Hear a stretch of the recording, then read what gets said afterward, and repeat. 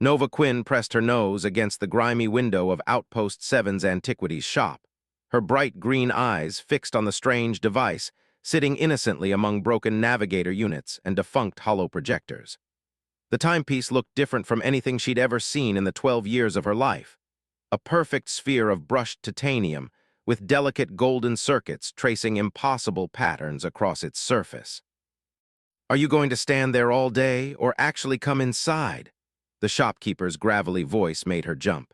Nova pulled away from the window, her copper-colored curls bouncing as she turned to face the entrance. Inside, the shop smelled of ozone and old metal, exactly what you'd expect from a junk shop on the edge of the galaxy. The shopkeeper, an elderly woman with silver cybernetic eyes named Ms. Winters, watched as Nova made her way to the display case. 500 credits, she said before Nova could even ask. Nova's hand instinctively went to the small pouch at her belt. She had exactly 498 credits, her entire savings from fixing broken droids for the past year. "Would you take 498? She asked, trying to keep her voice steady. Ms. Winters narrowed her metallic eyes. "Why does a child want an antique timepiece?" "Because," Nova said, choosing her words carefully, "it's not just a timepiece, is it? Those circuits, they're quantum pathways. This is pre-war tech." The old woman's expression changed, just slightly. "Clever girl, but dangerous knowledge for someone your age." Nova stood straighter. "My parents were quantum engineers before." She trailed off, the familiar ache in her chest returning. "Before the accident, I know what I'm looking at." Ms. Winters studied her for a long moment, then sighed. 498, and a promise that whatever happens next isn't my fault." The transaction was quick. As Nova held the sphere in her hands for the first time, she felt a slight vibration, almost like a heartbeat. Then, to her astonishment, a voice emerged from within, cranky, sophisticated, and decidedly unhappy. "Oh, splendid," it said, dripping with sarcasm. "I've been purchased by a child. This day just keeps getting better." Nova nearly dropped the sphere. You're an AI." "How observant," the voice replied. "I am TIC, Temporal Intelligence Cognition Kernel, and I absolutely refuse to be owned by a pre-adolescent human." Nova grinned, her heart racing with excitement. "Well, too bad. I just bought you and I'm not giving you back." What she didn't notice was the small red light blinking on the shop's security camera or the urgent message being transmitted to the Galactic Time Authority. "Quantum alert, temporal AI detected. Location, Outpost 7. Status, active." The adventure was about to begin. Nova hurried through Outpost 7's crowded marketplace, keeping Tick close to her chest. The sphere continued its complaints, though thankfully only she could hear them through its quantum resonance field. "This is absolutely undignified," Tick grumbled. "I was designed to calculate temporal algorithms for the most advanced ships in the galaxy, not to be carried around like some child's plaything." "Then help me understand what you can do," Nova whispered, ducking under a merchant's hovering cargo crate. "My parents worked with quantum technology. Maybe I can." "Your parents," Tick's tone shifted slightly. "What were their names?" Before Nova could answer, a massive screen overhead crackled to life with an emergency broadcast. A stern-faced woman in a black uniform appeared, her insignia marking her as Admiral Voss of the Galactic Time Authority. "Attention citizens of Outpost 7, the Admiral's voice boomed. "A Class 1 temporal device has been detected in your sector. All citizens are required to report any unusual timepieces or quantum artifacts immediately. Failure to comply will result in severe penalties." Nova's heart skipped a beat. She pressed herself against a wall, trying to become invisible among the suddenly murmuring crowd. "Well," Tick said dryly, "this is becoming more interesting by the microsecond." "What exactly are you?" Nova hissed, her hands trembling slightly. "What can you do?" Tick was silent for a moment, then spoke with unexpected seriousness. "I am what your kind would call a temporal manipulation core. I can adjust the flow of time within limited parameters." Nova's eyes widened. "You can control time." "In a manner of speaking, though it's far more complex than your adolescent mind could possibly." Tick's voice trailed off as heavy boots approached. Two GTA officers were making their way through the crowd, wearing chrono detection visors. "We need to move," Nova whispered, her mind racing. She looked around frantically, spotting a maintenance shaft behind a food stall. "Can you help us?" "Help us?" Tick scoffed. "I don't see why I should." "Because if they catch us, they'll probably dismantle you to study how you work," Nova cut in. The sphere vibrated with what felt like indignation. "Fine," Tick conceded, "but don't blame me if this makes you nauseous." Initiating temporal field in 3, 2. The world around them suddenly shifted, like looking through rippling water. The GTA officers moved in slow motion, their steps becoming sluggish. Nova felt a strange, tingling sensation throughout her body as she slipped past them into the maintenance shaft. "What did you do?" she asked, crawling through the narrow space. "I created a localized time dilation field," Tick explained, sounding slightly smug. "We're moving faster than everything else around us, but I can't maintain it for long. It's rather draining." The effect wore off just as they emerged on a lower level of the station. Nova's legs felt wobbly, and her stomach churned uncomfortably. "You weren't kidding about the nausea," she groaned. "I never kid," Tick replied. "Now about your parents, you said they worked with quantum technology." Nova nodded, catching her breath. "They were lead engineers on Project Chronos. They disappeared 3 years ago during a test. Everyone said there was an accident, but—" She trailed off, a sudden thought striking her. "Wait, Project Chronos, that was about time manipulation. Were you part of that project?" Tick finished. "Oh, yes. In fact, I might know exactly what happened to your parents, but first we need to get somewhere safe. Because unless I'm mistaken, and I never am, we're about to have much bigger problems than a few GTA officers." As if on cue, alarms began blaring throughout the station. Admiral Voss's voice returned, this time with an edge of steel. "Attention all units. Temporal signature detected in Section 7. Lock down all exits. Repeat, lock down all exits." Nova clutched Tick tighter.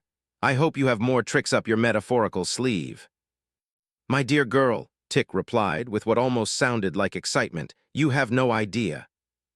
The lower levels of Outpost 7 were a maze of pipes and steam vents, dimly lit by flickering quantum plasma lights. Nova crouched behind a massive coolant tank, her heart pounding as GTA forces thundered past on the walkway above. "Your heart rate is elevated," Tick observed. "Though I suppose that's understandable for a human your age under pursuit by a militarized temporal police force." "Less commentary, more helping," Nova whispered. "You said you knew about my parents." The sphere hummed softly. "Dr. Alina and Marcus Quinn. They weren't just working on Project Chronos, they created me. Or rather, they created the original algorithm that became my consciousness." Nova's breath caught. She'd spent 3 years wondering what really happened to her parents, and now their own creation was in her hands. "Then you know what happened during the accident." "It wasn't an accident," Tick said grimly.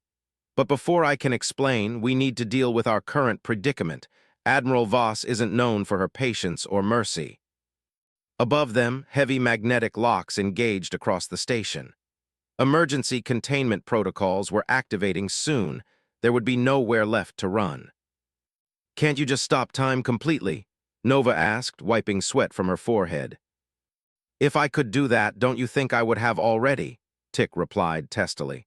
"My temporal manipulation abilities are limited.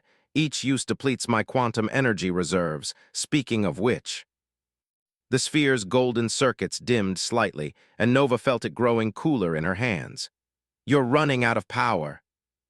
"Unfortunately, I need to recharge, and there's only one place on this station where that's possible, the quantum core."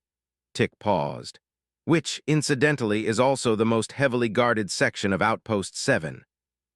Nova peered around the coolant tank, her mind working quickly. "The maintenance tunnels might lead there. My friend Jin works in engineering. He showed me some of the secret passages they use." "Ah, yes, because trusting the structural knowledge of another preteen is exactly what we need right now." "Do you have a better idea?" Nova shot back. Before Tick could respond, A new voice echoed through the station's comm system. Not Admiral Voss this time, but someone whose voice made Tick's circuits pulse with recognition. "This is Director Maxwell of Project Chronos," the voice announced. "To the individual in possession of Tick, you have something that belongs to us. Something that was stolen 3 years ago along with valuable research. Return it and you won't be harmed." Nova felt her blood run cold. "Director Maxwell, he worked with my parents. He told me he tried to save them when the accident happened." "He lied," Tick said flatly. "Maxwell betrayed your parents, Nova. They discovered he was planning to use my technology for something terrible when they tried to stop him." The AI's voice became softer. "They didn't disappear. They were trapped, caught in a temporal stasis field of Maxwell's creation." Nova's hands tightened around the sphere. Are they still alive?" "Yes, but they're frozen in time, suspended between moments, and Maxwell is the only one who knows where they are." A determined look crossed Nova's face. "Then we're not running away, we're going to find them." "Now hold on," Tick protested. "That's not what I meant to." Nova was already moving, slipping into a narrow maintenance shaft. "You said you need to recharge at the quantum core, then that's where we're going, and then you're going to help me save my parents." "This is a terrible idea," Tick grumbled. "We'll likely be caught, and I'll end up being turned into a paperweight." "You know what my dad always said about terrible ideas?" Nova grinned as she crawled through the shaft. "They're just brilliant ideas that nobody else is brave enough to try." "Your father sounds as recklessly optimistic as you are." "Must be why they made you so grumpy, to balance things out." Above them, the station rumbled as security protocols escalated.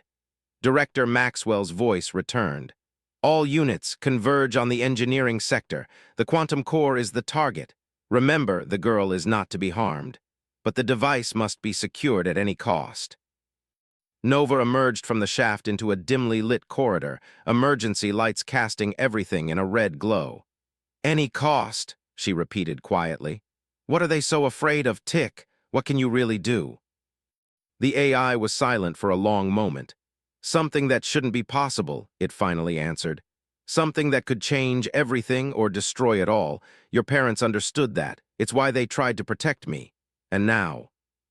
And now. And now, against my better judgment, I'm going to trust another Quinn. But Nova, what we're about to do, it's going to break about a dozen laws of physics. Are you ready for that?" Nova straightened her shoulders, her green eyes reflecting the determination of someone twice her age. "Ready? Tick, I've been ready for 3 years. Let's go get my parents back." The quantum core of Outpost 7 pulsed with an eerie blue light, its massive cylindrical chamber stretching up into darkness. Nova crouched behind a control panel, watching the patrol of GTA officers march past the main entrance. Tick's golden circuits had dimmed to a faint flicker. "Your friend's secret passage worked," Tick admitted reluctantly. "Though I suspect we'll need more than luck to get past those guards." Nova pulled her backpack around, retrieving a small device she'd assembled from spare parts. "Remember how I said I fix droids? Well, sometimes I have to get creative." The device looked like a jumble of wires and circuits, but when Nova pressed a button, every screen in the corridor suddenly flickered with static. "A localized EMP," Tick sounded almost impressed. "Crude but effective." The guard's electronic equipment sputtered and died. In the confusion, Nova slipped past them into the core chamber, her footsteps echoing on the metal grating. "The quantum tap point should be near the base," Tick instructed. "But Nova, before we proceed, there's something you need to understand. When I connect to the core, I'll have access to my full capabilities. The temporal effects you've seen so far, they're nothing compared to what I can really do." Nova approached the glowing core. "Is that what Maxwell wants, your full power?" "Yes, your parents discovered his true plan. He doesn't just want to control time, he wants to rewrite it, to change history itself."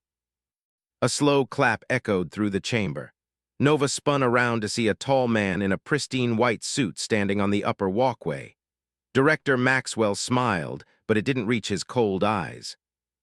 "Very good, Tick," he said, "though you left out the best part." He began descending the stairs. Imagine it, Nova, the power to fix every mistake, to prevent every tragedy. Your parents understood the potential, but they were too afraid to use it. They understood it was wrong, Nova shot back. You can't just change history because you don't like how things turned out. Maxwell's smile faded. Children, always seeing things in black and white. The world isn't that simple, Nova. Sometimes, to create a better future, we have to be willing to reshape the past. Don't listen to him, Tick warned. The temporal paradoxes would be catastrophic. Reality itself could unravel. Maxwell spread his hands. A small price to pay for perfection. Now hand over Tick and I'll tell you where your parents are. Everyone wins. Nova looked down at the sphere in her hands, its circuits pulsing weakly. 3 years of wondering, of missing her parents, of wanting answers. And now she finally had a chance to get them back. Nova, Tick said softly, whatever you're thinking. She stepped toward the quantum core. I'm thinking about what my parents would do. In one fluid motion, she thrust Tick against the core's surface. They do what's right. The chamber exploded with light. Tick circuits blazed gold as quantum energy surged through the AI. Maxwell shouted something, but his voice was drowned out by a rising hum that seemed to vibrate through reality itself. Nova Quinn, Tick's voice had changed, becoming deeper, more resonant.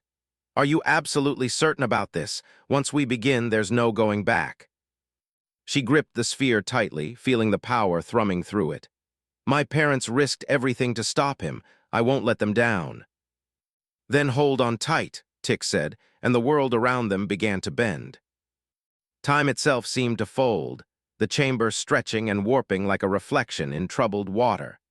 Nova saw Maxwell's face contort in rage as he reached for something in his jacket. But he was moving too slowly, caught in the temporal distortion rippling out from Tick. Time to show you what I can really do, Tick announced, and Nova felt the floor disappear beneath her feet as reality twisted inside out. The last thing she heard was Maxwell's scream of fury before everything dissolved into a kaleidoscope of fractured moments, and Nova Quinn began her journey through time itself. Falling through time felt like diving into an ocean made of memories. Nova tumbled through a whirlwind of fragmentary moments, glimpses of Outpost 7 being built, flashes of ships coming and going, faces aging backwards and forwards in the blink of an eye. Focus, Tick's voice cut through the chaos. Your consciousness is fragmenting across the temporal stream. Think about your parents the day they disappeared. Nova closed her eyes, concentrating on her last memory of them. Her mother's smile as she left for work that morning, her father's promise to help with her drone project when he got home. The quantum lab where they worked, its corridors gleaming with possibility. Reality snapped back into focus. Nova found herself standing in that very corridor, but 3 years in the past. Tick hummed with residual energy in her hands. That was intense, she managed, trying to steady herself against a wall. Temporal navigation isn't meant for humans, especially not children, Tick replied. But you did surprisingly well, only minimal brain scrambling. Wait, brain scrambling. A joke, see? I'm developing a sense of humor, how terrifying. Before Nova could respond, voices echoed from around the corner. She quickly ducked into an alcove, holding her breath as 2 figures walked past her parents. We have to tell someone, her mother was saying, her face drawn with worry. Maxwell's modifications to the temporal core. Elena, the calculations don't lie. He's trying to create a cascade effect. I know, her father replied, running a hand through his graying hair. But who can we trust? The GTA's been compromised, and Maxwell has too many connections in the corporate sector. Nova's heart ached watching them, knowing what was about to happen. She started to step forward, but Tick's urgent whisper stopped her. Wait, we can't interfere yet. This is a crucial moment. We need to see exactly what happened. But they're right there, Nova protested. We could warn them. And potentially create a paradox that could erase your entire existence. Time travel requires precision, Nova. Watch and learn.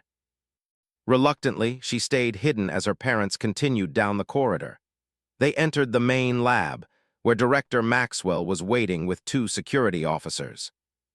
Elena Marcus, Maxwell's voice carried through the open door.